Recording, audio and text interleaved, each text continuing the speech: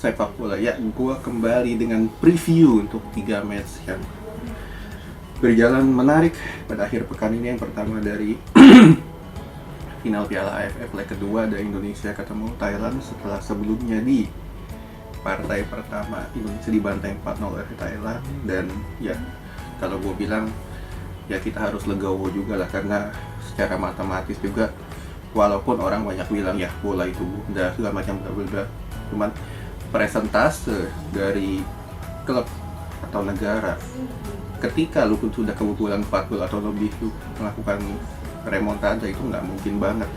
Dan feeling gue ya seharusnya di sini Sintayong berani memberikan kesempatan ataupun mencoba taktik-taktik baru yang nantinya akan digunakan untuk Piala Asia, Piala AFF U23 ya, karena ini kan untuk tulang punggungnya Indonesia senior saat ini kan dengan rata-rata usia 23, sekian tahun, ini mayoritas pemain muda di bawah usia 23 tahun. Dan nanti di tahun 2000 atau bulan kapan nanti ada Piala AFF U23 dan kurang lebih sama lah untuk skuadnya. Dan di sini seharusnya Sintayong berani untuk menurunkan beberapa pemain-pemain muda, memberikan kesempatan dengan mencoba taktik-taktik baru yang ada. Karena percuma lu main bertahan, kalau lu main bertahan kayak kemarin ya susah juga. Kenapa? Karena di sini yang pertama peluang gelar udah pasti hilang.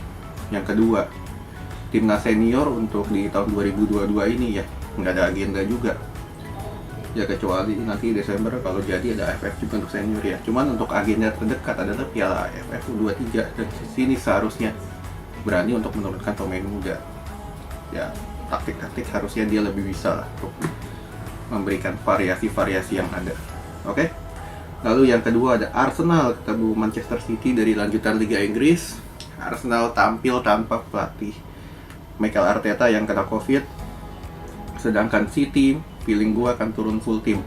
Kenapa? Karena di kemarin waktu lawan Brentford menang 1-0, beberapa pemainnya nggak dimainin karena Pep ini tahu di akhir pekan dia akan melawan Arsenal yang trennya lagi bagus, walaupun menangnya lawan tim-tim kecil. Nah di sini seharusnya untuk Arsenal yang mereka lakukan adalah lu berani menekan, berani menyerang, berani ngepres. Kenapa? Karena dengan seperti itu lu bisa mengalahkan City. Karena para pemain City ini ketika mereka diberikan celah atau ruang sedikit untuk kuasain bola, itu kombinasi 1-2-nya bagus banget, sehingga akan sangat susah untuk bermain kayak bermain untuk bisa menekan. Nah di sini seharusnya dilakukan oleh kemungkinan nanti kan asistennya yang turun ya. Lu nggak harus main bertahan parkir. Yang lu harus lakukan adalah lu berani main marking kepada para pemain City. Jangan cuma 1, 2, 3 orang untuk ngepres. Kenapa? Dengan begitu para pemain City ini akan frustasi sehingga ujung-ujungnya ngoper ke belakang, ngoper ke belakang kiper long ball. Nah dengan situasi City main long ball ini, para pemain Arsenal seharusnya bisa melakukan counter attack yang kalau gue bilang di situ ada Saka, ada si Martinelli yang speed kencang. Di sinilah celah yang seharusnya bisa diambil oleh para pemain Arsenal ketika bertemu City. Lalu partai ketiga ada Chelsea ketemu Liverpool ya. Chelsea dengan 3-4-3-nya Tuchel ditambah ruang ganti pemain yang lagi nggak bagus karena ya Lukaku yang terlalu kekanak-kanakan. Ketemu Liverpool yang duet Salah atau Mane akan ke Piala Afrika. Nah di sini gue nggak tahu si klub akan tetap masang Mane dan Salah atau menurunkan pemain cadangannya. Cuman ya kita tahu cadangannya Liverpool kayak apa, benar-benar nggak bisa diharapkan. Lu berharap aja si para pemain cadangan yang diturunkan oleh klub ini bisa perform, karena sering banget pemain cadangan yang diturunkan oleh klub nggak bisa perform. Karena apa ya? Skillnya pas-pasan.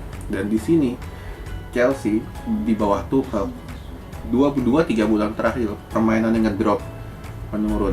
Nah disinilah celah yang seharusnya bisa untuk diambil oleh klub. Dan match ini gue rasa akan tersaji cukup menarik. Kenapa? Karena dua tim ini nggak akan mungkin main bertahan.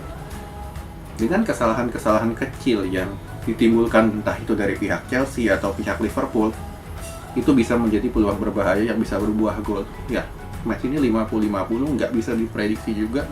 Cuman dengan variasi rotasi yang ada, gue lebih mengunggulkan Liverpool sedikit ketimbang Chelsea. Kenapa?